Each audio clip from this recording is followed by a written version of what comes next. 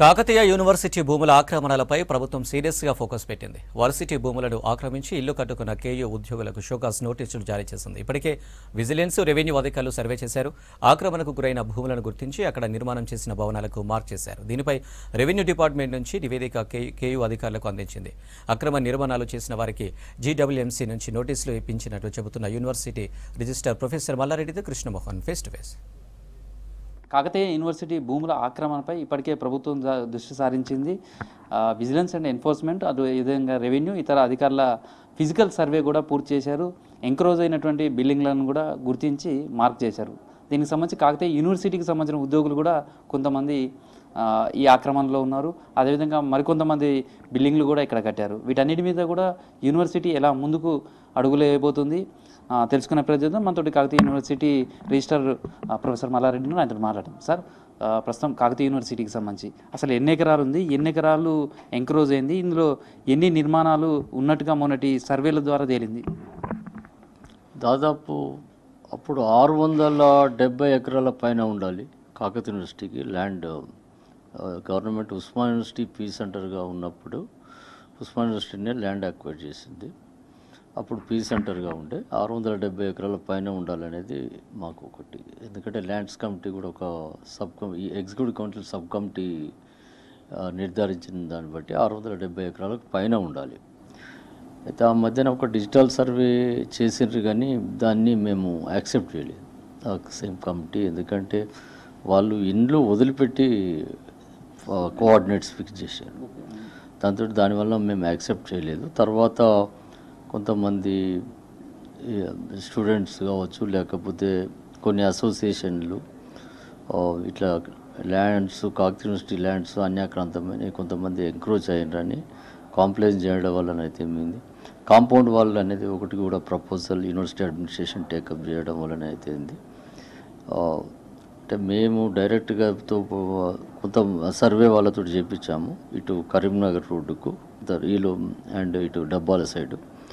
ఈలోపు విజిలెన్స్ వాళ్ళ దగ్గర కూడా రిక్వెస్ట్ ఉండే కాబట్టి విజిలెంట్ ఎన్ఫోర్స్మెంట్ డిపార్ట్మెంట్ వాళ్ళు ఇండిపెండెంట్గా సర్వే చేసుకుంటూ వచ్చారు. తర్వాత 229 బీసీ కాలనీ గుండ్లసింగారం కింద ఉంటుంది. ఆ సర్వే నెంబర్లో మొన్న దాదాపు 10 రోజుల కింద సర్వే అయింది. సర్వే అయితే దాని తర్వాత వాళ్ళు ఇంటర్న్ ఎంఆర్ఓ నాకు అఫీషియల్గా రిపోర్ట్ ఇచ్చారు. ఆ ఎంఆర్ఓ రిపోర్ట్ ప్రకారం 229 సర్వే నెంబర్లో కొన్ని కన్స్ట్రక్టెడ్ ఇండ్లు ఉన్నాయి, కన్స్ట్రక్ట్ చేసిండ్రు యూనివర్సిటీ ఉద్యోగులు, బయటి వాళ్ళు కూడా. అయితే దాదాపు ఒక 4-5 యూనివర్సిటీ ఉద్యోగులు ఉన్నారని మేము గుర్తించడం జరిగింది.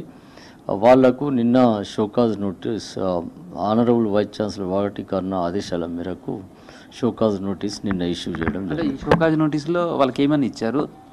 తర్వాత ఎవరెవరు ఉన్నారు సార్ ఇందులో? ఇప్పటివరకు మీరు యూనివర్సిటీకి సంబంధించినటువంటి ఉద్యోగులుగా ఉండి ఆక్రమించిన వాళ్ళు ఎంతమంది ఉన్నారు? ఎంఆర్ఓ రిపోర్ట్ను బట్టి మున్సిపల్ కమిషనర్ గారికి లెటర్ రాసినాం. మేము ఏ ఇండ్లు ఉన్నాయి, ఈ 229 సర్వే నెంబర్లో ఏ ఇండ్లు ఉన్నాయి, ఎవరెవరు ఎంక్రోచ్ అయినరు. దాదాపుగా ఇండ్లే కాకుండా ఈవెన్ మున్సిపల్ రోడ్డు ఒకటి, సీసీ రోడ్డు కూడా మొత్తం యూనివర్సిటీలోనే ఉన్నది, 229 సర్వే నెంబర్లోనే ఉన్నది. అయితే దాదాపు ఈవెన్ ఒక సైడే కాకుండా అదర్ సైడ్ కూడా పోవటానికి వాళ్ళకు దారి ఉండదు. ఆ రోడ్డు కనుక యూనివర్సిటీ ఆక్యుపై చేసి చుట్టూ కాంపౌండ్ వాళ్ళు కడితే, దానివల్ల యూనివర్సిటీకి వాళ్ళము we made a request to the commissioner to identify the houses. ఎందుకంటే మున్సిపల్ పర్మిషన్స్ వాళ్ళు తీసుకొని కట్టారని విన్నాము. తర్వాత రోడ్డు కూడా మున్సిపల్ రోడ్డు ఉంది కాబట్టి ఏదైనా యాక్షన్ అనేది వాళ్ళ సైడ్ నుంచి స్టార్ట్ కావాలి. కాబట్టి వాళ్ళకు మేము ఎంఆర్ఓ రిపోర్ట్ను మేము ఒక కవరింగ్ లెటర్ రాస్తూ ఆనరబుల్ వైస్ ఛాన్సలర్ కరుణా మేడం ఆదేశాల మేరకు మేము మున్సిపల్ కమిషనర్కు రాసాము. 3 రోజుల కింద మున్సిపల్ కమిషనర్ను కూడా మేము కలవడం జరిగింది. అయితే వాళ్ళందరికీ కూడా నోటీసులు ఇవ్వాల్సిన అవసరం ఇవ్వాలి. అది మేబీ 2-3 రోజులలో మున్సిపల్ నుంచి కూడా వాళ్ళకు నోటీసులు సర్వ్ చేస్తారు. ఈ లోపే నిన్న మేము ఒక దిమ్మలు కడదామని ఒక ప్రయత్నం చేసినాం. అంటే ఎక్కడికైతే మా బౌండరీస్ ఫిక్స్ అయినాయో ఈ విజిలెన్స్ వాళ్ళు, సర్వే డిపార్ట్మెంట్ వాళ్ళు ఎక్కడైతే ఫిక్స్ చేసినారో నిన్న ఒక దిమ్మెలు కడదాం, అక్కడో దిమ్మె కడదామని ఒక ప్రయత్నం మన బిల్డింగ్ డివిజన్ ఎంప్లాయీస్ వెళ్ళడం జరిగింది. దాంట్లో మా ఎంప్లాయీస్ కూడా ఇన్వాల్వ్ అయ్యి రెసిస్ట్ చేయడం జరిగింది. దాన్ని కరుణా మేడం చాలా సీరియస్గా తీసుకున్నారు. అందులో ఒక అసిస్టెంట్ రిజిస్ట్రార్ అశోక్ బాబు గెజిటెడ్ ఆఫీసర్ ర్యాంక్, ఇంకొక అతను ఎల్లస్వామి అని ఇంకొక క్లాస్ 4th ఎంప్లాయీ, ఇంకో భిక్షపతి బుచ్చయ్య ఎలియాస్ బుచ్చయ్య, ముగ్గురు పర్మనెంట్ వాళ్ళు, ఒక అతను outsourcing employee driver, NSS office driver. నలుగురికి మేము నిన్న షోకాజ్ నోటీస్ ఇచ్చినాము.